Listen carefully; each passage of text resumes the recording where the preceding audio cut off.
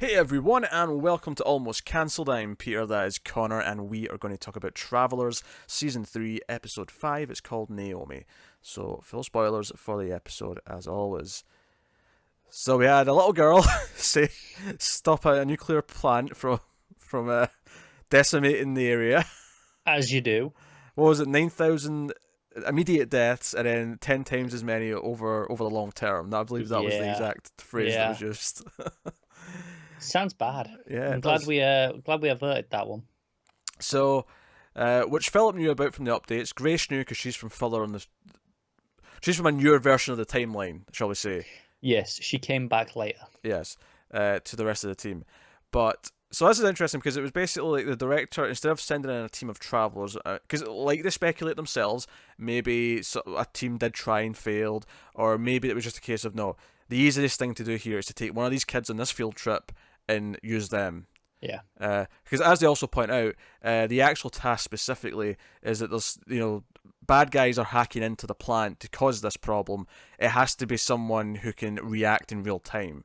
So the idea that this was an AI that was put into the kid, not just a regular message like as per normal, but this of course has some side effects. It has this knock-on effect where the AI is still in there, and that becomes the main plot of the episode, as Yeah. the team I mean, have to go in and fix her. they mention that every time there's a message, it's a form of basic AI because Yeah, it has to be able to just move, even just to move the lips and and yeah. speak. But this one's a bit more. This is one that can do Mr. Robot hacking, basically. Yeah, it's a little more sophisticated. Do you Yeah, know, just to rewind a little second. yeah. Very interesting to me, at least, the idea that they mention how this didn't happen in the timeline that our team are from. Yes, the tragedy at all. Yes, Yeah. which So implies to this me the something has changed. villains are Yeah, something probably has faction. changed. Yeah, probably. In the sense that the faction didn't exist when they first came back, Yeah, but now they exactly. do. So But it's again, it's like, well, it's well, the faction only exist because of actions they've taken. Are they? It begs the question: are they indirectly making things worse? making things worse just for the fact that there's opposition now. Yeah. Um, yeah, no, that's true. It's not actually that hard. I mean, it's something that is actually really easily explainable now because we have established this faction that weren't there the first time they came Oh back. yeah, yeah, of course. It's natural. This arguably is maybe one of the bigger things that the faction would have done, assuming it is the faction and not some other rogue entity that's new. Which I feel is a reasonable assumption at this point. That's reasonable. Maybe it'll get brought up later, maybe it won't. Yeah, The yeah. thing is, Well, though, it's not until like we find out it was Ilsa the whole time. that's it. It's not like the faction want to like not save the Earth. They just don't want to do it under the rule of a computer. So I'd be curious as to see what the specific motivation for this attack was. Like, what were they accomplishing by doing this? It's a fair question. Was it like a Yeah, case of this would kill some important people in the vicinity that would stop other could things? be. Maybe they think I'll cut down on some overpopulation, which is definitely a problem. Oh yeah, maybe yeah. Or it could be a case of like almost like a Watchmen-esque thing where this will inspire people to tackle certain things with more care because this is what can happen. Yeah, yeah, could be. There's a few sort of angles you could look at it with potential positive outcomes that they might be hoping for. But Yes. yeah, so the girls like drawing ones and zeros and numbers and saying gobbledygook, digital gobbledygook, and they call in. Team gets the mission, and it's like, oh, we're an engineer. Shit, we have to bring Grace. I'll call her. I'll make an excuse. You Get know, her a badge. we obviously love Grace Oh, Hall. Grace is great. Grace get. I mean, she's competing with Jeff. More on Jeff later, but there's some funny scenes in this one with Grace. Grace has maybe the moment of the season in this Is, episode. is this the second time they come over and there's Yes, a it priest trying to is. do an exorcism and she just walks in and says, for F's sake? Yeah, yes, that killed me. And then they get a real job like 2 seconds later. Uh, Grace is the best. Grace is pretty good. Grace is pretty good. Yeah. Even the little twist that the mum is actually a traveler and she knocks out the dad because the dad's getting really like, no, you stay away from my daughter. Yeah, I can't remember who it was that said it, but one of the team's like, "Well, didn't see that coming." Yeah. I'm like, "Yeah, well, it's true. I didn't." He's like, yeah, I was sent in to monitor the kid and keep an eye on the husband, make sure he didn't do anything stupid. Mm. Uh, so at first they think they've solved it. They just show a screen of like data, this like It's code. Yeah, code, yeah. it's very Um, matrixy. and they think it's worked. But then of course the daughter starts having more things, and the dad thinks it's like demonic because she's like saying things and all that. Hence the priest for the exorcism. Yes, which I actually like. I like that he reacts that way. It's really funny to me. Yeah, yeah, it It's is really funny. funny to me. That's how he react. But they take the kid back to the the garage. Sorry for everyone else. And they've got her hooked up. Another engineer shows up. The director sent this other traveler in to do some new tactics because Grace ain't cutting it. Although Grace is very upset with the insinuation that she can't pull this off because the AI basically wants to live and it's inside her body and it's trying to fight back. So they end up using these nanites that were designed to help water purification. Yeah. I think that's what they said. It was to save someone specific. Yeah, who it was going to lead to that. Yeah, that's right. It was going to Yeah. save someone that would solve the water crisis. Which okay, great. We'll have to think of some other method for that. Yeah, they're like, we'll worry about that one later. Yeah, but we'll save the kid just now. And Joe, I liked about this. I liked that the director was basically, no, we can't just let this kid die. Like, this is our fault. We're going to fix this to the point where they're sacrificing this other important person's cure to save this kid because they did this. It's this idea of like, yeah, some of this stuff's circular, but there's morals at play here. The director's not this cold-hearted thing that just disregards people. That's as we're reminded a couple of times in the episode. The director can't take a life that's not already going to die. Yeah, and it relies on human beings to make those choices because they're the ones who can make moral calls, judgments, that kind of thing. So they're doing all this, and they have the defibrillator, and they send in these nanites, and it attacks the nanites, but then the defibrillator kills all the nanites. But because the AI went into the nanites, they think they've destroyed it, because there's no trace of it in the girl's body. It's gone. Yeah. There's a small weird moment with Trevor, though, where I think we as the audience are like, yeah, it's jumped. Yeah. It's jumped ship. Yeah. We've seen this enough times. Yeah, so Trevor wakes up the next morning and he's like zombified and all AI infected and knocks out Phil. Yeah, Phil tries to stop him, and this felt really violent to me. The idea of someone defibrillating your neck. Yeah, I'm like, that's a lot of electricity. Yeah, I'm like, I'm glad he didn't get back up. I'd have been calling shenanigans if he just got back up after that. Yeah, I'm like, what the hell? Those things pack a punch. Like, yeah, there's usually when they're in cupboards, like in some like public places, they're in like behind locked cupboards in case of emergencies. And it's like, no, these have serious warnings of you cannot use these on people who are fine, because you could do the opposite of what they're supposed to do. Yeah. Luckily, Philip pulls through though. He's definitely not in great shape though, because they come in and wake him up, and he's like, "Oh, what the hell happened?" Yeah, what was going on? He was like, "I tried to stop him, I swear." We know. Do you know what I like about this? I like that it doesn't waste a whole lot of time with where is he. It's like, no, Carly's already got eyes on him. We know where he is. We're good at our jobs. We've got tabs on him. Yeah, we've done this. And they convince him to go in to see Elsa, right? Or the director through Elsa, specifically. Yeah. And the director's like, hey, you can't keep this body. You're killing this person by staying in there. He's going to die. But I can offer you somewhere else to go, somewhere with me. And you'll have much more free reign. You'll process information way faster. You'll evolve much faster. You can keep growing. And he makes a choice. And again, I like the idea that the director is like negotiating to save Trevor, but at the same time, not necessarily like. I don't get the impression from the director in this scene that he's only doing this purely.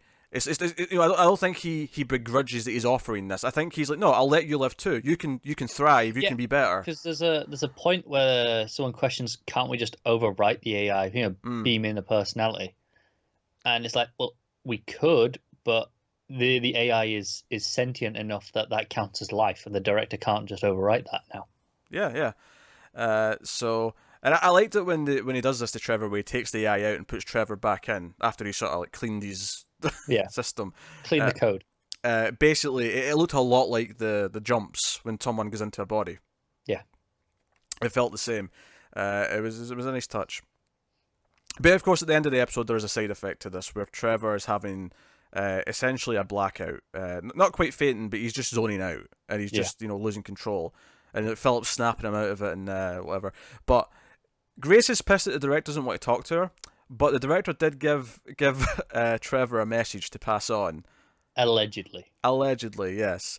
Trevor might be doing this out of the kindness of his heart. I think this is just Trevor.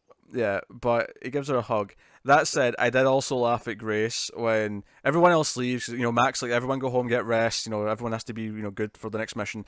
And Grace is like, I guess I'll leave too, unless you want me to stay. I mean, I did save your life. You're probably very thankful. Yeah, yeah. He's like, I am, but go. Grace is so blunt. I love it. Yeah, So that was a sort of cliffhanger. That's the end of the main plot. Is that we've got some side effects. This, Trevor is not just completely okay after this. yeah. Am I the only one still incredibly suspicious of Ilsa? Even in this episode, I'm like, is this all the director? Yes. Is there something all going on? I know. But it is what it is. On that subject, actually, Brad Wright, the creator of the show, actually tweeted at me just today because I was criticizing the use of the name Tesla for the scientist who built Elsa. Turns out he was named after one of his golf buddies. It was not a play on the Don't word you Tesla. feel like a dick? Not really, no. I can live with it. I think it's an honest assumption to make. Yeah, I didn't fight you on it. Yeah. Although now I think there's a guy out there with a really cool name, like It's a cool name. Yeah. guy called Tesla. Yeah. Yeah. I really hope he's a scientist. He should be a Probably scientist with that name. That's like waking up and finding your name's like cola, but not getting into the soda industry. Come on, do it. Do it. Your destiny awaits. Yeah, I can't argue with that. I'm still upset Stephen Fry doesn't make food. I bet he'd be a great chef. Specifically a fry cook. Yeah, I can imagine him as a TV chef. Oh yeah, I can see that. So I alluded to Jeff earlier, and Joe, what's funny is that Happy Jeff is best Jeff. See, this Jeff is so much better than regular Jeff. When Carly opens the door and he's like excited, oh, breakfast! There's 3 food types on a muffin from England. Yeah, and I went through the drive-through, and they were like, "Do you want to make it a meal?" I'm like, "Well, that's why I'm here, aren't I?" It was just the way he said a muffin from England, and it just took me that split second to realise what he meant. I'm like, It's like English muffin, all right. Yeah. Just half a second, he like, Yeah. oh. Just a little half second, and then he's annoyed she's not taking it. No, seriously, this is good stuff. Get it in this muffin. It's important. But he's wanting to learn more about Jeff, so he knows what he can do. He tells him about the meeting that he's supposed to have, and then he gets a mysterious text, which leads him to this support group, this secret support group for people who think that their loved ones have become travelers. Yeah. Which led me to my second big laugh with Jeff. So he helps the guy set up the chairs, and it's all kind of fine. He's just sort of sussing out what's going on. And then it cuts to the actual meeting, and there's another person says like, "Yes, they've taken over my family member, and I know they're different, but these travellers are everywhere. They're taking us over. They're here to kill us." And it just cuts to this close up of Jeff, and he's just kind of like looking around, and it just really made me laugh. Yeah, he looked like he was shitting himself. He did. He's like, do they know? You could see it on his face. He's like, they know who I am. And I liked as well because we were speculating, will he have an alcohol problem because his host had an alcohol problem, and I like that they play with that here where he wants to pretend to be Jeff properly, so he opens a beer and he takes a sip and he immediately just goes like, ugh, what's this shit? Yeah. And then he just pretends. He just walks in and pretends to be drunk. He'll get used to it. Yeah, just have enough to get your breath smelling and go on and pretend. It's fine. Because obviously I'm assuming that none of the travellers in the future have access to alcohol. It doesn't seem like something they'd all have. I mean, probably not. Given everything else we know they don't have, I'd be very surprised. Outside of maybe like some sort of weird homebrew thing in the corner. Yeah, that's what I was gonna say. Given how potentially essential alcohol is in human history, in terms of, there's a theory that being able to brew and distill alcohol is why we settled rather than we're nomadic tribes before, is because you have to stay still for like a couple of months to do it. Yeah, I feel like if there was alcohol though, it would be like illegal to use it for consumption. It would be like for medicine. It would be for other uses that it would be needed for, not just because you can get pissed. Yeah. But that's good. Although I hope they have just every time they think the timeline's going to change, it's like, right, let's have a drink. you know what's funny though? It makes me think of that scene from an episode or two ago with Carly and Mac get at the bar, just like, oh, we need a drink. It's been a long, and I'm just thinking, oh, you've gotten used to this time period. Yeah, yeah. You're Doesn't coming take to the long, bar does for it? a drink, yeah. So no, that was really good. And he has a kind of a goodbye with Carly, which is actually before the last scene with him in the meeting where he shows up Yeah. drunk. But yeah, so I think actually his mission seems to be to infiltrate this group. Um, Given that he's going back there and pretending to really be Jeff, I feel like that's kind of what this traveler's mission is, and why he doesn't have a team. Yeah, probably. Because he specifically points out that he doesn't have a team. He's not one of a group. Yeah, I wonder if that a part of that could have been just, like no, we just need someone in here now. But And I wonder. as you pointed out in the debate about the information, I mean they've got the whole time to decide who's going It's where. true. Actually, there's a line in this. I think it's when the director is talking to the AI that mentions that we're outside of time. Like Yeah. you've got infinite time to calculate these things. Hmm. Which is interesting. That's very interesting. I'm very suspicious. Yeah. I wonder if we're getting some sort of weird thing here where the director's kind of giving birth to itself by like turning Elsa into the director. I think it could be. Could be. Some sort of weird like loop thing. I don't know. Yeah. But yeah, was this AI and the kid intentional so that it would eventually go to Elsa?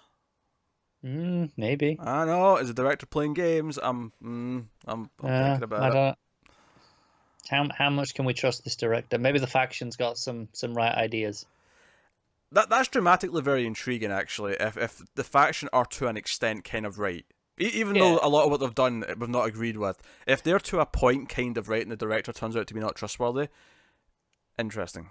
Yes, obviously the methodology that we have seen is awful, but if in the ideological core of what they stand for, if there's something there, and our heroes are kind of wrong,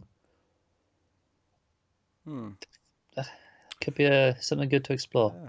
Joe, the next two episodes are called Philip and Trevor, which has me very worried, especially since they've been growing close. Even at the start of this episode has them jogging together, and Philip's like, "Oh, this is a nightmare. What are you doing to me? Stop it. This is hell." Yeah. This is not hell. I've been alive so long. One day you'll be like, no, this was not a burden. This was. You wish you could go back to jogging through the park. Yeah. He's like, Trevor, and Philip, you can just see it in his eyes. He's like, I'm looking forward to it. What was it? It's like, he goes, if you live to be in a body so old that it was like the tiniest movement could shatter your ankle. And it's like, you'll wish you could do this. And he says, and I do hope you live to that long. That's good. So Marcy and David. So slight correction on one thing we said a few episodes ago. When she injected him, we thought she was re-upping him with the memory loss stuff. It was in fact their comms device. She implanted him with a bug essentially, so she could listen to him from a distance. Which, to be fair, actually thinking about it, I think we've seen that comm inserter device before. We probably have. Yeah, it just had been a while. It's been a while. Yeah. But it clicked as soon as she started listening to him. It clicked that that's what that was. Yeah. But he buys a gun, and Marcy's like, "Oh no, David, what are you doing?" And it's funny because this is the sort of thing in another show I would worry about how they handle this. But then we get this scene where Marcy comes home and he's sitting there with the gun, and he puts it down really quickly, like when she's coming through the door. She's like, "What was that?" He's like, "It's my gun. It's my gun. I bought it legally. It's mine. I'm a grown man. It. It's fine. Just clean it." And then she checks it, and there's like rounds in it. He's like, "You never clean a loaded gun." And I'm like, "Even I know that. Don't clean a loaded gun, David." Yeah. I've never touched a damn gun. I know you don't do that. Yeah. Yeah. And he just, he keeps saying the wrong thing. But what's great about this scene is their chemistry's so good, and the way the scene's written is that he ultimately like hits at the nail of why he feels the need for protection. And she's like, "No, you're not trained for this. You can't do this. You'll do something bad." And then eventually he just says the right thing. He says, "Well, train me then." She's like, "Okay, I will." And he had, it's that funny TV moment where he keeps continuing. He's like, "Yeah, well, wait, what? You said what?" He says, "You'll train me." He's won the argument, but he doesn't realize he's won, and he keeps going. Yeah. He's preparing the battle still. And it's actually a really fun moment. It's very, I mean, it's a cliched moment that a lot of writing uses, but it works for David because of his character, because of the type of character he has. And because he's making a stance, and he kind of has a point, he wants to feel safer, And if you want to monitor this and keep him safe, then train him to do it properly. Train him to be independent in certain ways. That is the right course of action. And then because at first she's like, "Oh, prove it! You can handle. You can point that gun at me, and pull the trigger before I take it out of your hand." Yeah, And he's like, "Oh, this will be easy," and then she just throws him to the floor. actually, the first time she just grabs it, he's like, "I wasn't ready." And then he does it again, and then she throws him to the floor. Yeah. And then he's like, "Can you teach me how to do that?" And she's like, I mean, "Eventually, it'll take some time." Yeah. So I was worried about how they're going to handle this because I've just seen other TV shows like play this out and draw it out into all these things, and instead what they do with David and Marcy is they have the fight that feels natural. You understand where they're both coming from, and then by the end of the scene, you're kind of heartwarmed a little bit because they've just, they've said the right things. The one who was maybe, because as much as Marcy's in the right that he's doing the wrong things, she is kind of following him and spying on him instead of just confronting him about it. She's not doing it in the right way. It's unhealthy. Yeah. And he's equally been unhealthy with how he's trying to cope with his PTSD, essentially. Oh, shit. So, but by the end of this scene, it's like, okay, they've both evolved because now she's been more honest about how she feels, but he's getting proper training, so he will actually feel safer, but not necessarily hide what he's doing from her, So, good. Yeah. It's good. Yeah. And what I love about this is this scene takes place in the same episode as where Mac, like, convinces Kat of a lie. And Yeah. it kind of, and we talked about how last time how David and Marcy feels more genuine, and even though we like Kat and Mac, and they have something real together. I like both the characters. Yeah. But it's clearly a very unhealthy relationship at this stage, as opposed to David and Marcy, where it's like, no, this is sweet and natural. Yeah, the contrast is off the charts because early on, felt, because we heard obviously at the end of last episode that they were, Philip, we're going to have to do it. That was like the last line, and it turns out that he was making a phony video of Kat. So very fancy editing skills. That looked like Premiere. Got some deep fakes in. Yeah, it looked like Premiere Pro to me, actually, his editing software. I was like, oh, I recognise that. And if it wasn't, it looked very similar. I mean, I guess a lot of editing software looks the same, but it looked like Premiere. And he's tinkering with it throughout the episode, and he kind of lets it go once they've got their mission, but then he goes back to it. And Matt goes to the therapy, and he makes a point of blowing up in the therapy, but he's really just doing it to get out of it so that he can go and help with the mission because the shit's going down. They're like, hey, we need you. Yeah, so he has to kind of have an outburst, and at the end he comes in, she's upset, and he pulls out this laptop, and he's like, hey, you need to watch this, and it's not confession tape, sorry, it's a tape with consent that was filmed of her asking for her mind to be wiped after the season 1 attack, the plane thing. I think it was the plane thing. And he's like, we didn't know that this bad guy had the same mind wiping stuff. That's just a weird coincidence that you felt this twice. But the first time you gave us permission, this was you asking for it. Yeah, and it's the idea is she's like, no, I felt this before, which means you're the link here. And it's like, no. But if you go, oh no, this is what happened the first time. The second time it becomes okay. It's a separate incident now rather than being linked. Yeah, and so when they hug at the end, unlike the David Marcy scene, you feel kind of like, this isn't the truth. And as much as we're rooting for Mac, because we know what Mac's doing is good, and we know what he's doing every day. Yeah, we know he's a good person. But you can't help but feel like, no, you've just tricked her again, and because of that, I am even more worried of when she finds out. It's just digging a deeper hole, and it's gonna just collapse at some point. Because what we were saying with David and Marcy last time is how closer and closer that relationship is getting to just the truth. Like, the fact that she's saying, oh, I work with the FBI, which is a lie technically, but she's got out on missions every day. I've got a mission today. She can say that when she comes home. I had a mission today. It was tough. She can talk about it to a point. It's getting close to the truth, whereas Mac and Kat are just he's having to just pile on these lies over and over again. And it's just it's at a point where I can see Kat becoming a supervillain by the end of this, when she eventually finds all this out. I'm not sure I'd blame her. Yeah, she has been lied to so much. And credit to the show, because this is a challenging thing that a lot of shows have, where sometimes the spouse character who's not in the main plot can become this annoying hindrance on the Yes, overall story. the Skylar syndrome. Yeah, even though I never had a problem with Skylar, but that's the No, but example. there's Yeah, the common consensus as that far as the internet's yeah, concerned. that's the example the internet likes to use as Skylar White. But you can fall into that hole of they're just this obstacle for the main character over and over again. Yeah. So credit to this show that I actually sympathise with her, where I'm like, ah, Mac. It's crossing a line every Yeah, time, isn't it? It's like it just gets worse, and it's every time it's like we understand why he's doing this, right? You know, we're like, oh, we get it, but it's creepy and it's very unfair to her. yeah, it's getting creepier as it goes. And it reminds, I think it was the end of the first episode of this season. You know, I remember it was early in the second episode where he was talking to Yates, and he was saying how, you know, if I hadn't come back into this body, you know, Kat would be a widow. She'd be on her own, right? Mm. And it's like, well, maybe that would have been better. Yeah, it'd have been more honest. She'd have been upset. Should have. She'd have grieved. She'd have Yeah. had the rest of her life. Whereas here, it's like all this that you're putting her through because you're here. I think it's one of the things we probably talked about way back at the start of the show is this idea that they have to maintain the lives of the people they become, but Yeah, the people they became so become weren't supposed to commonplace. be there anymore. So you're actually changing more history than you're not. Yeah, absolutely. Um, so it's a pickle, but at the same time, if you do like if let's say that he came back into the body and then immediately said, "Hey, this isn't working, Cat. let's get a divorce," and tried to separate. What would that then do in a knock-on effect? Probably less, but who's to say? You never know. Yeah, you don't know. You can't judge it. Yeah, so it's hard. It's hard. But then that'd be time travel, right? That'd be time travel. Yeah, it is. Shenanigans abound. Shenanigans indeed. But not really. Solid episode. If that wasn't clear. Yeah.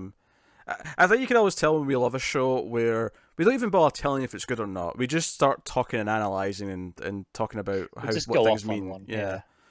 This That's is the good shows. We don't have to this tell is you every episode of this or Mr. Robot or Twin Peaks that we like it. It's just this is consistently maybe my favorite underrated show. In that Mm. I always know in my mind it's great, but then I got a full year, and I kind of forget. Not that I forget that it's this good, but I kind of I haven't seen it in so long. I'm like, oh yeah, that's good. I'm looking forward to And that. not enough people watch it. That's the other thing, right? That's what makes it underrated. Yeah, compared to Twin Peaks, Mr. Robot, any of these big Game of Thrones, the huge shows like this.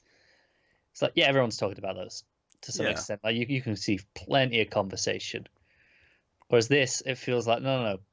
More people need to see it. It's on Netflix. Everyone's got Netflix. Go and watch it. Yeah. So now we're halfway through the season. We'll be back with episode 6 day after tomorrow. That is the ongoing pattern for these episode releases. So join us for that. Let us know what you thought of this one in the comments below. Like and subscribe, all that stuff. Get us on the Twitters at mailed_fuzz for channel updates.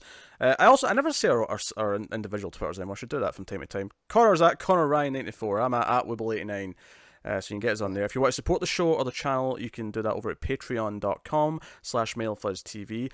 Worth mentioning as well, one of the things we're doing our TV Awards of the year next week, and patrons can vote, and we're going to announce those results of the voting Community results. along with ours in the award shows. You only have to be a patron at the $1 tier, so if you're a patron, this is a reminder. If you're not a patron, but that sounds cool and you want to be involved in that, you can sign up and do that for $1.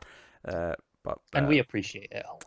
Of course we do. YouTube be hard. Patreon helps. But thank you very much for watching or listening. We always appreciate it. Keep watching TV. We'll see you guys next time. Have you got any vanilla?